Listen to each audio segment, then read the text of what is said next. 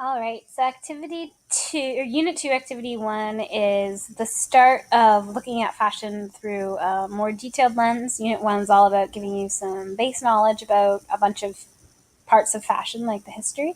And we're going to look at each piece a little bit more closely in the units to come. So, some terms to know, and I know this looks like a lot, but if you are ever considering working in retail, these are terms that you will use again and again. So I just want to go over them with you right now. There's two types of selling, direct and indirect.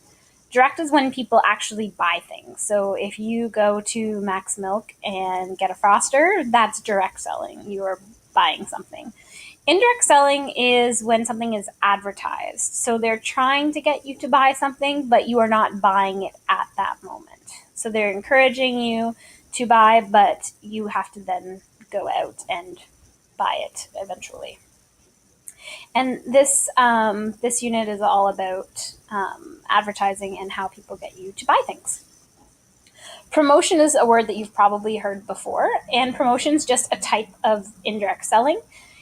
And it's when you're indirect selling to a large audience. So if I have a pair of leggings that I really, really like, and I tell my friend that they should get these leggings because they are the best leggings ever, then I'm indirect selling, but I'm not promoting. If I was writing about it on social media and like providing links and sharing or putting it on my Instagram, then that would be more of a promotion.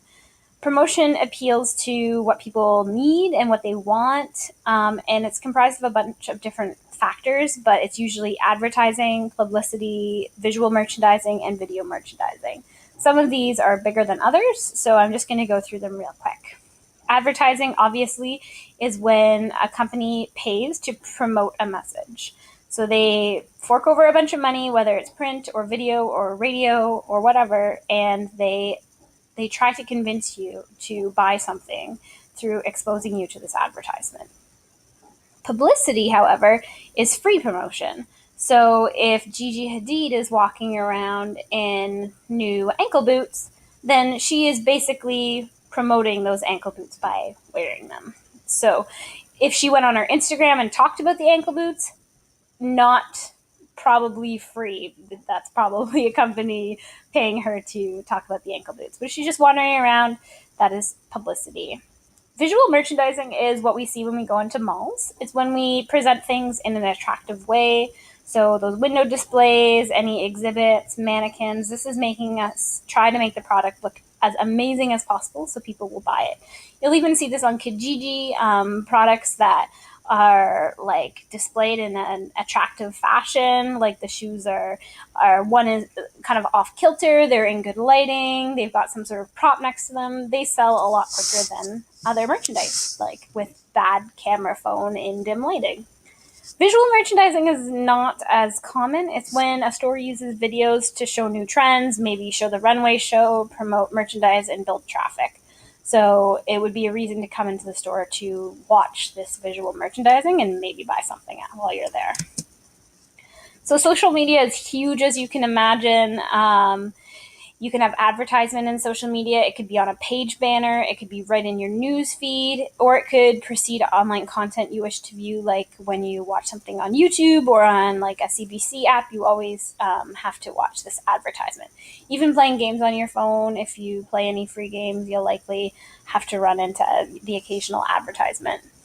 Every social media site has strengths and weaknesses, but the important thing to know is that all of these tools can be used by marketers to both access and influence us.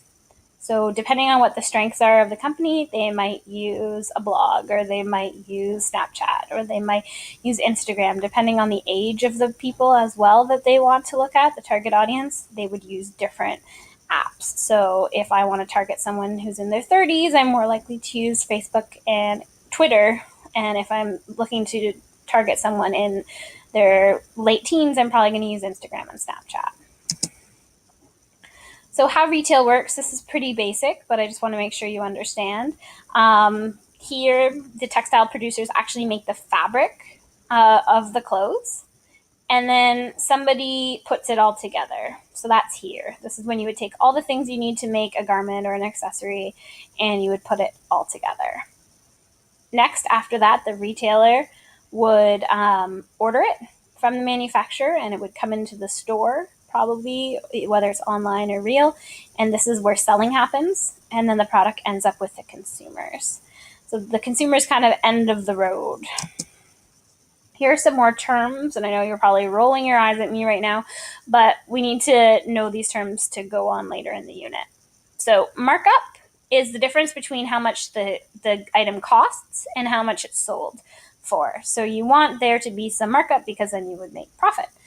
The markup, you need to consider operating expenses like paying your workers, and also overhead like paying the rent and the lights, the air conditioning.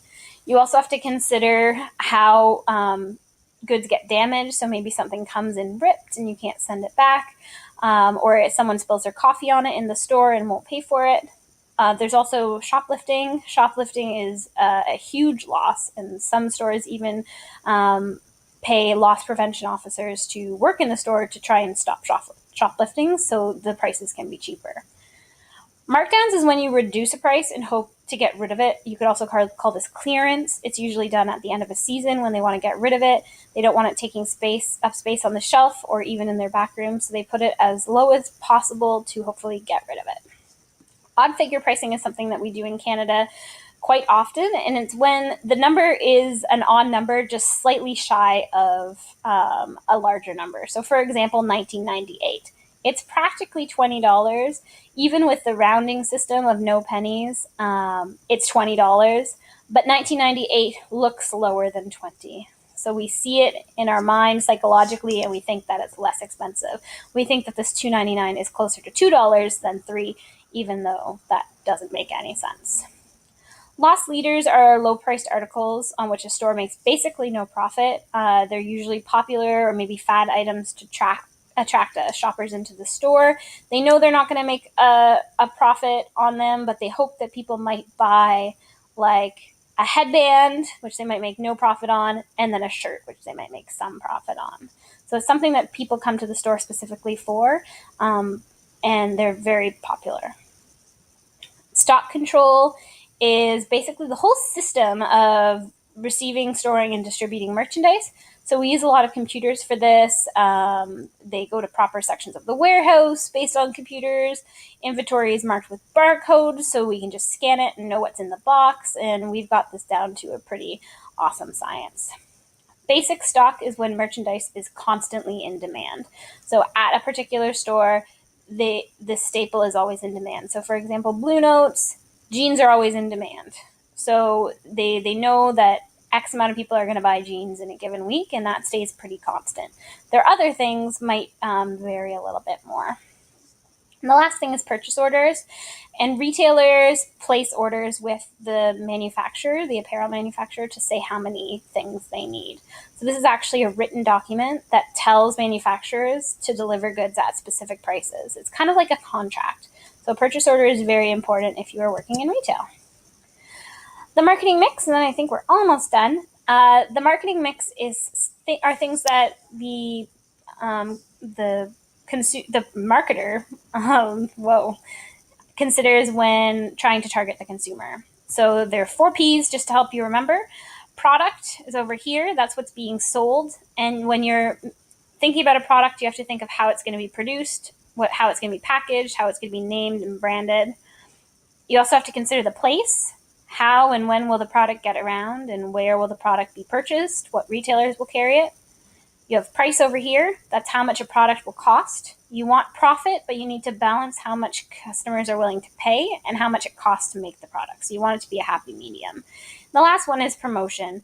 This is communication that informs, persuades, or reminds the consumer to actually buy this thing. So marketing is something that the apparel manufacturer has to consider when they are creating and retailing a product. So that is all for today. Have an excellent day, and we will talk soon.